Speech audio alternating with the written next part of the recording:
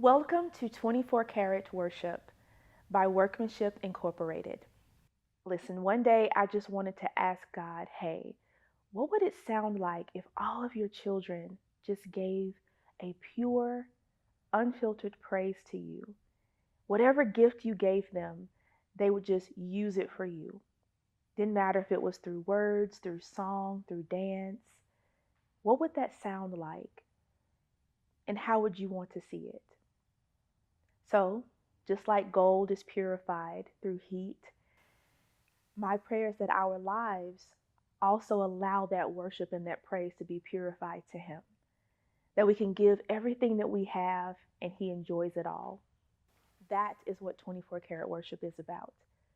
This year, we decided to do something a little different.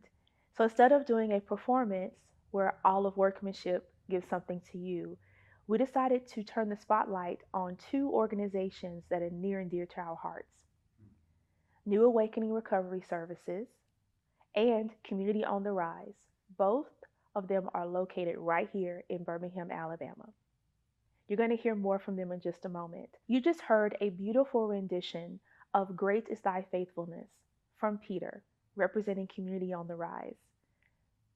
Now, we're going to talk with Avery Rhodes, the Executive Director of Community on the Rise. and you're going to see why you also need to join this organization's cause. Welcome to Avery Rhodes, the Executive Director of Community on the Rise. Avery, I'm so grateful to have you here. Thank you so much. CJ, oh my goodness. When you asked, I mean, just to get the opportunity to be in your space with you, because you've spent so much time in our space with us, it's a joy. Still, see, Avery, don't do that. Don't do that to me. Don't do that to me. It's just true. I love y'all. You know, y'all my people. Y'all my people. I love coming down there. Coming down there. So tell me how, not necessarily how, tell me the why behind Community on the Rise. Why does COTR do what COTR does? Yeah, that's it. That's it. You got it. I'd love to. So Community on the Rise was really born out of time that I spent volunteering many years ago at Church of the Reconciler, which, you know, Pastor Sarah's here and you're close with her as well. And during those years, I was getting to know people within the homeless community of Birmingham. And I was entrusted with their stories. I was learning about their myriad gifts and strengths and children and just, you know, all of the personal things that we learn about each other when we build relationships. And what I realized in that space at the church was that what I thought I understood about homelessness and systemic poverty was all wrong. It was all wrong. And most of it was really based more on pervasive stereotypes that I didn't even know I was carrying around. Yeah. I don't think any of us, a lot of us, that we're carrying those around, but they're there, they're just in the air we breathe. And so I had to really deconstruct what I thought I knew for a long time. And it was all because of that community that I got to meet and be with weekly at Church of the Reconciler. And what's amazing is that now Community on the Rise, our space exists within the Church of the Reconciler. So I still get to be with that same community, and it's really wonderful to get to share it. And so the why was, you know, we've got a huge tragic issue in our country with systemic poverty. In Alabama, we're the 6th poorest nation, and people in vulnerable positions rarely have opportunities to move forward in ways that they can truly fulfill their gifts. Just like you were talking about as you introduced this segment about the gifts that we have within us and how we can fully live into that purpose, our God-given purpose, right? And so to see that people need that opportunity and often don't have it because of the circumstances of poverty, addiction, abuse, neglect, exploitation, violence. It just is, it's devastating what it does to people. It's devastating what it does to us as a community because we don't benefit either from the loss of those gifts being at the table. Absolutely. So that was the why. We must have greater opportunity for people, beautiful, complicated people to move forward. And that little seed planted in Church of the Reconciler has become our almost 5-year-old organization today. So that is so cool. It's pretty exciting. It's so cool. When I tell you, I love coming in there because the empowerment is what I fell in love with. It wasn't just creating a short-term solution. It was how do we empower a group of people that are in our communities and make sure that everyone can eat, everyone can work, everyone can learn, everyone can dance, which is where I come in. But everyone can. And I loved that, you know, and I walk in like, oh, hey, how you doing? I'm like, hey, how's it going? I love the fact that you all have created this sense of safety, both spiritually and physically, you know, for everybody. I love that.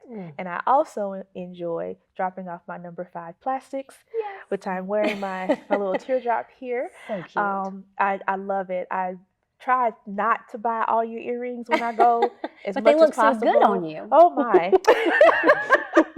This is why I have to say I'm buying one pair. But they're so cute. And it's also for a cause. So tell us some of the avenues in which Church of the Reconciler has not only been a hub for Community on the Rise, but then also Community on the Rise is able to empower those that are experiencing poverty through those avenues. Oh yes, I'd love to. So because of Church of the Reconciler, we have made the leaps and bounds that we make because we have had that space available to us from which to work and to be proximate to our community because people can just come right in. So the first act that we kind of put in place was helping folks to get their IDs back. This Yes. we opened right about the time that the global pandemic hit. Yes. So we were like normal for a minute. We're starting an organization, and then it was like, and everything Zombie sort of apocalypse. Absolutely. blew up, right? And so we were able to shift a little bit to listen to what people were telling us about the lack of ID to get a job, to apply for housing, especially during this crisis time in our world, right? And so from there, we built partnerships with health department and Alabama Law Enforcement Agency, which provides our licenses and registrations, right?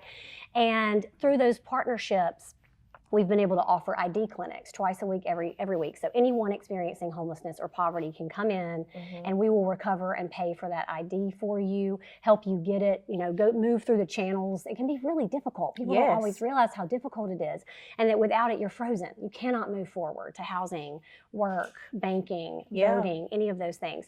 So to date, we've recovered about 4,000 documents, which is just, yes, it's very exciting. We hope to keep moving. And it's now run by a survivor of homelessness who's a graduate of our program that I'll tell you about next. I love it. Oh yeah, it's so wonderful. So in 2021, our dream vision came true, which was we bought a residential home. It's called Marigold. It's outfitted with private locking bedrooms, so women survivors of homelessness can come in and be safe and have their own sanctuary, maybe for the first time ever, and then communal spaces with their roommates. And it's rent and utility free for up to 2 years, so that they can really repair financially, and really repair and restore their souls as well. And while they're at Marigold, they work in our workshop, which is a justice enterprise in which we recycle number 5 plastic like you're wearing today. And number 5s are sort of this unrecycled plastic in Birmingham, right? We have it in our kitchens.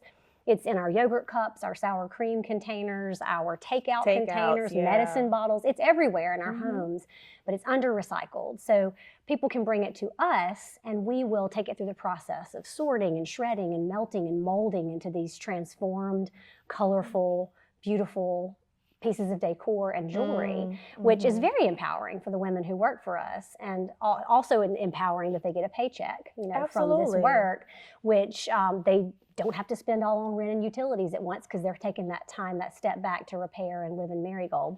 And then all the while they're surrounded by compassionate care. So community, the kind of community you bring when you come and do step with us at community table, that love, that just pure love that radiates, right? That just makes people realize that they belong. And maybe they've forgotten that along the way, especially when you've experienced so much trauma in your life. And so that compassionate care also looks like barrier removal. So if you've got legal fees or fines, if you need to get to the dentist, transportation is covered to work and to the doctor and to the grocery. So it's really just removing all of those major hurdles that poverty has just, hurled up there and kept people from being able to move forward, so that people really have the opportunity to.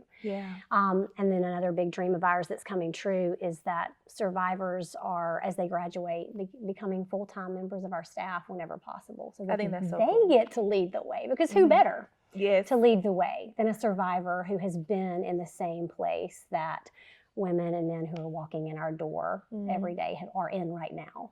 So it is a justice enterprise. It is a place of community. It is ID recovery, and just, we hope to continue making it a sanctuary of opportunity for people to be able to move forward and feel loved. Feel loved. I couldn't think of a better way to end that. And to feel loved.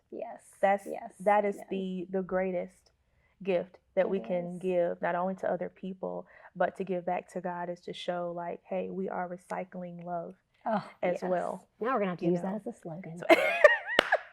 CJ. Merry Christmas. Merry Christmas, CJ. Thank you. Thank you so much for being here with me, Avery, and thank you for joining us for 24 Karat Worship. It's been an honor. Thank you for the support and encouragement continuously. Always. Always, always. Community on the Rise is located in downtown Birmingham, and so we're going to have information for you to be able to connect with them in any way, shape, or form, but we definitely want you to consider giving your donations toward them today, as well as who you'll hear from next. As you can tell, it goes towards a wonderful mission and a wonderful cause, and it will be used appropriately. So I appreciate you in advance for giving whatever that is. If it's $5, if it's one less coffee trip, whatever it is, I know for sure it will go to help individuals that will appreciate it. Thank you. Now you get a chance to meet another one of my favorite people and another one of my favorite organizations, New Awakening Recovery Services. Again, locating right here in Birmingham, Alabama. I am excited to introduce you to Martina Daly. Yay! Hi, Martina. Hello. I'm so glad you're here. Thank Thank you for you. being here with me. Thank you for inviting me. Absolutely. Please, by all means, tell people the why behind New Awakening Recovery Services. How did you found this organization? Well, New Awakening Recovery Services, Inc. Was founded in 2021, and it was literally from a dream from God. For many years, I would talk about with mostly my close friends and relatives about starting an organization to help individuals in recovery. And so when the pandemic hit in 2020, I started back kind of thinking about that goal.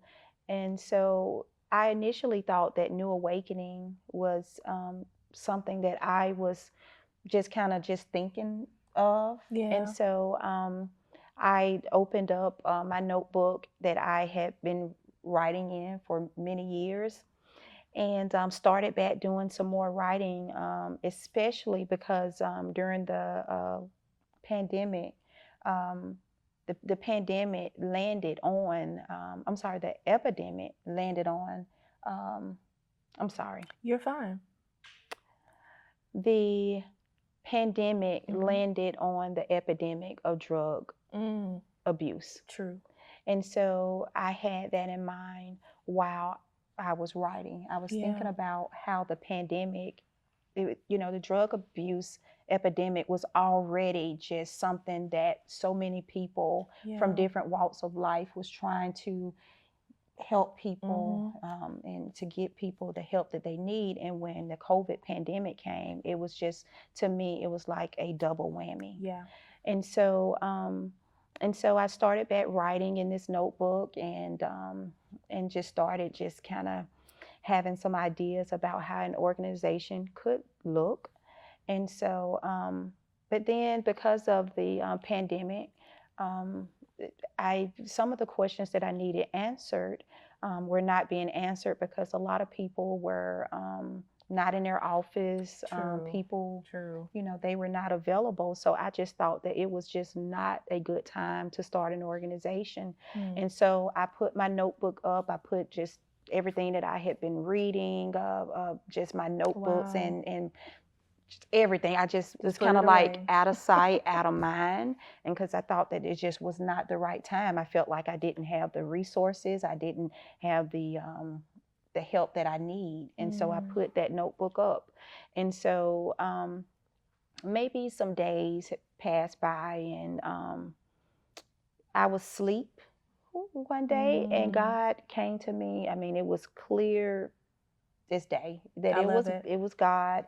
And even the notebook that I put up was in my dream. And so, and what I heard from God was just to get that notebook, continue to write, and to not to give up. And so I love it. And so I I did what I was told. Now, was I just, when I woke up, was I so eager and enthusiastic? No. That's real. Because I just thought, emotionally, I had already detached myself from the idea and from any of it. And so, but when I woke up, I remember saying, like, okay, God, I'll do it. With not really at that point really having a clear goal of how I was going to get there, but I knew as a Christian I needed to be obedient. And so I took that notebook back out just as he instructed me to do. And so I got that notebook back out, and I just continued to write different things in the vision, the mission, how we would be able to do it. And so the how is kind of and the how and the why sometimes can kind of they can kind of overlap a little bit, but that was the gist of it. And so and just as I continued to move forward with the mission that God has given me, a lot of our programs in which what I thought was just so whimsical, and that this would be my message to anyone that's out there. God has placed something in your heart, even if it's just the slightest idea or thought, and you think that it's kind of airy fairy or just whimsical thinking. Sometimes it's not. A lot of my programs that we have, I thought that it was just like, oh, I'm just thinking so whimsical. But then when I get to the to our conferences, to our conference and to different programs, the things that I thought that was whimsical that I actually talked to my board about, the team about, and we just kind of take it and go with it. Yeah. When you get in that environment, it's like, wow, this was not just an idea or just a whimsical thought. This was really truly ordained. It was needed and ordained from God. Yeah. And it was an impact in the community, and it helped make those connections to the people that we're wanting to serve. I love it. I love it so much. It reminds me a little bit of the Shunammite woman in 2 Kings chapter 4, where Elijah comes and it's like, what do you need? And she's like, I'm good, even though she'd been praying for a child. And so she had made peace with it not coming to pass, and then he had to essentially cultivate that opportunity for her to believe again. And so that's the first thing I thought about was when you say you put the notebook away. I was like, all right, just go ahead. So I love the fact that people are benefiting from your obedience. Thank you. Communities are benefiting from you being obedient and picking that notebook back up. And that is not an easy feat to do. And so I'm very grateful that you are doing that, and that you're doing that in spite of a whole, again, zombie apocalypse in 2020 transpired. So yeah, I'm very proud of you. That's so cool. So tell me a little bit of the how that New Awakening Recovery Services does what it does, because I fell in love with the program when I was asked to be the MC and spoken word artist for Recovery Monologues. And that for me was just like, what? This organization is doing what? This is amazing. So tell them a little bit more about just the how are the arms being reached, in terms of what you're doing and what you all want to continue to do, and maybe even some aspirations. Yes. How we're able to do it, it goes first and foremost. It comes from God, that we're able to do it. It's a massive mission that we have, and so I like to tell people that I am just a vessel to go forth with this mission. And although you see me, most people, when I'm out in the community talking about New Awakening, they see me. However, it's a team of individuals from all walks of life who help with New Awakening, and we're all vessels to go forth with this mission. And so first and foremost, yes, it comes from God, and then it would be the team members. We have team members, like I said, from all walks of life. Our most, and I don't want to say this in a way that all of the team members have very, very instrumental roles within New Awakening. Our peer people who have been through long-term recovery and who have actually walked that journey, they are so special to our mission. Yeah, of course. And we couldn't, I think that I would be able to take people so far in terms of their recovery. Yeah. But when we have individuals who have actually walked the walk and have actually experienced some of the things that the people who we help are currently experiencing, it resonates deeply with them, and it's profoundly helpful to them for their recovery. So any of the programs that we do, anything, we always seek help and advice from our people on our team, volunteers who have been through it, Yeah. through that walk. When we're having inspiration, we have people from all walks of life to inspire the community. We make sure that we have individuals who have been through recovery or who are in recovery to also speak. Yeah.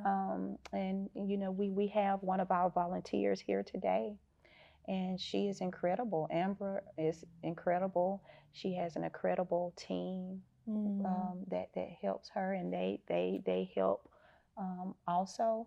And so and that's how we do our services in the community is from people from all walks of life, and our core volunteers, the ones who really help us is the individuals who are in recovery.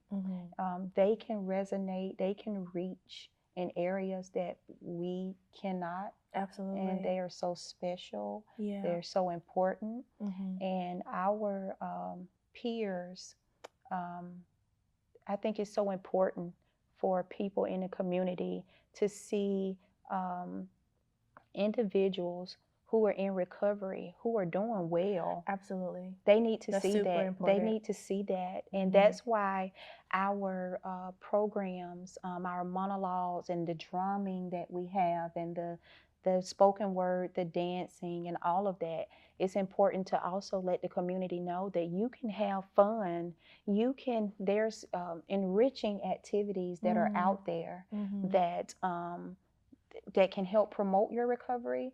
And that recovery is not just about like sitting and just like, oh, this is one day that I maintained, and then this is another day that, but you know, relax and unclench your jaw, and let's dance, and let's speak poetry, let's monologue talk, let's live and let's have fun. That's you know, let's, you know, just all of the joy that comes with it. And so a lot of our participants and community members, they enjoy the promotion, the health promotion, and of just being involved is health promoting. When they are involved and they are, you know, a part of it.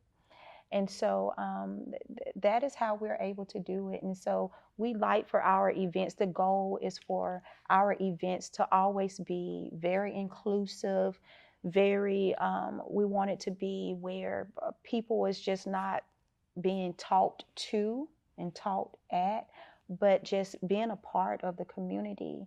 And you remember the purple scarves. Yes, the scarves, that circle. That circle, that is so symbolic, because we are all in it together. We're all in this together. And just the scars of connecting the scars, and you know, you have people from all walks of life, a judge, you know, an administrator, just people from all walks of life, individuals in recovery, and team members, board members, volunteers, children, all hold that scarf to say that we are all in this together. We as a community want to promote recovery, and we're all interlocked in this mission, and we do it with joy, we do it with inspiration, and most importantly, we do it from the work of God, from the work of the Holy Spirit. Jesus Christ is the one that helps us move forward. That's beautiful.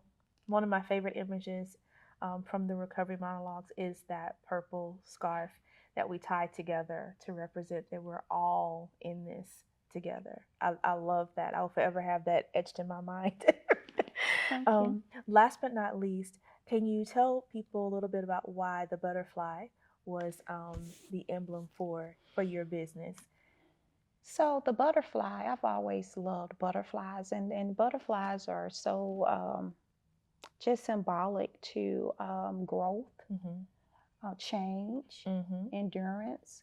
When you think about the caterpillar and how lowly the caterpillar may feel, unseen, just fragile, very fragile, very fragile.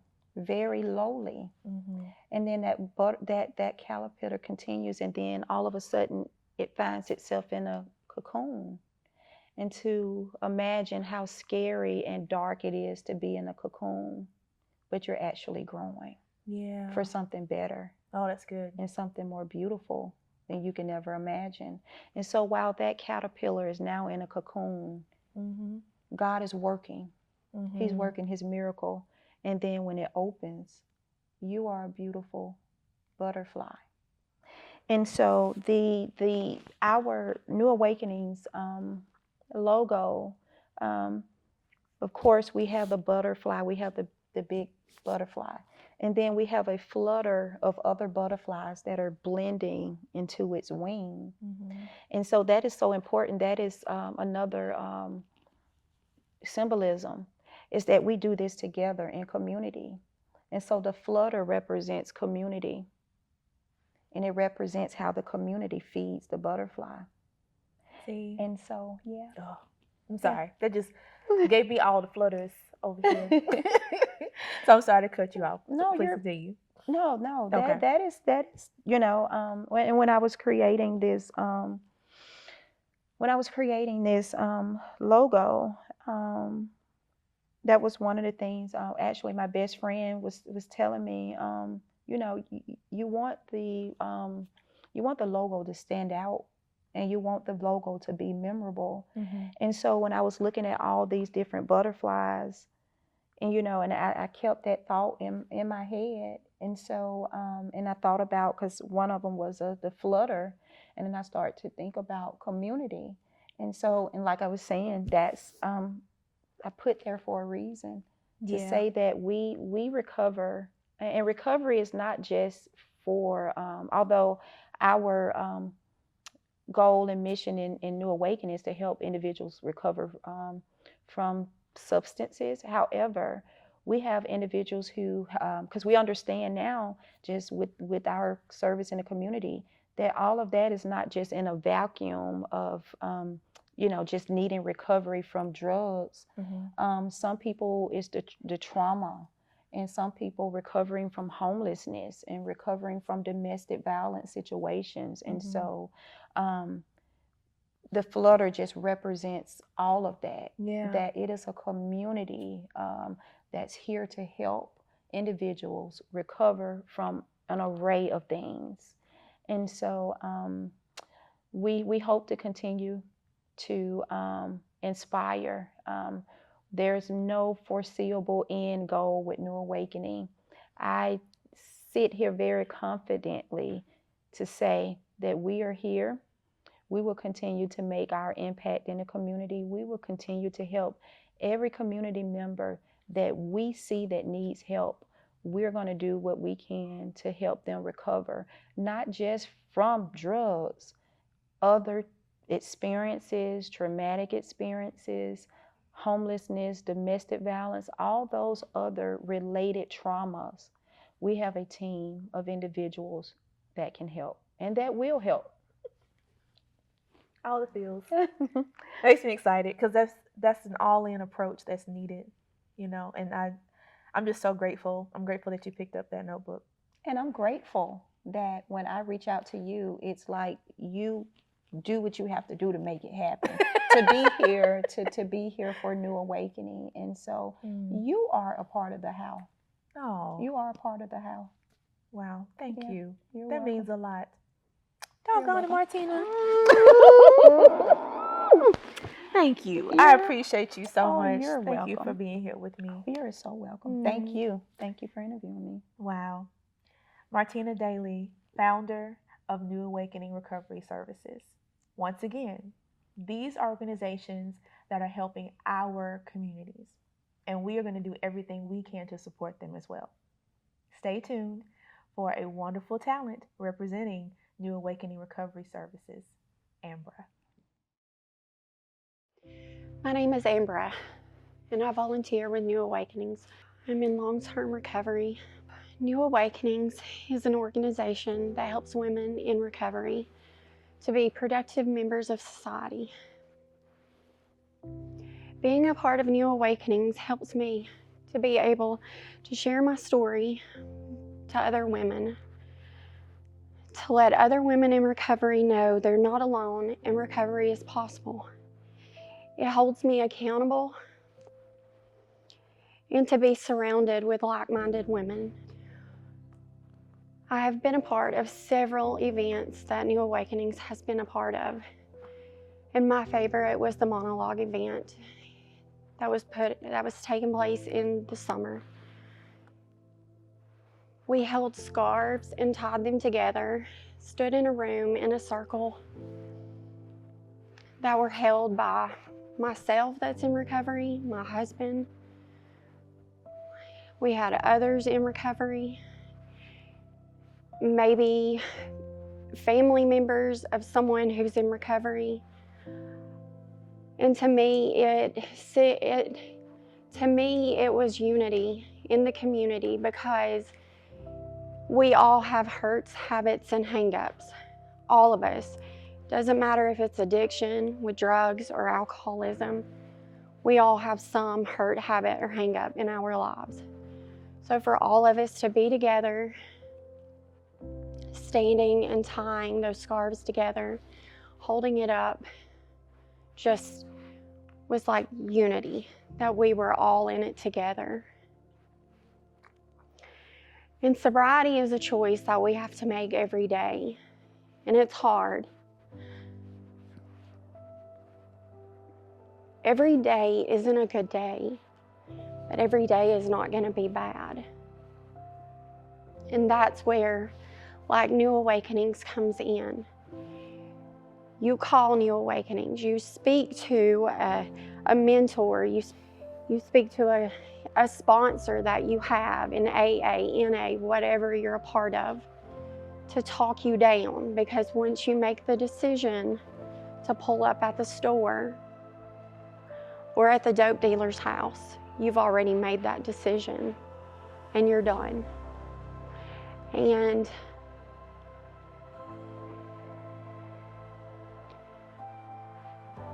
I know if I choose to drink again or to use, there's only one of three places. I will be back in jail, I will be back in rehab, or I could be dead.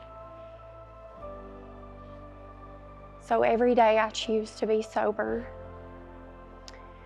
And the Bible verse I chose is Jeremiah 29:11. For I know the plans I have for you, says the Lord.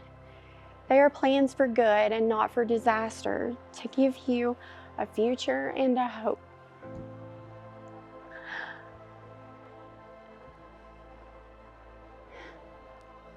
I was talking to my husband as why I chose this. It's not my favorite, but it's the one that I chose because it's the one that stood out to me.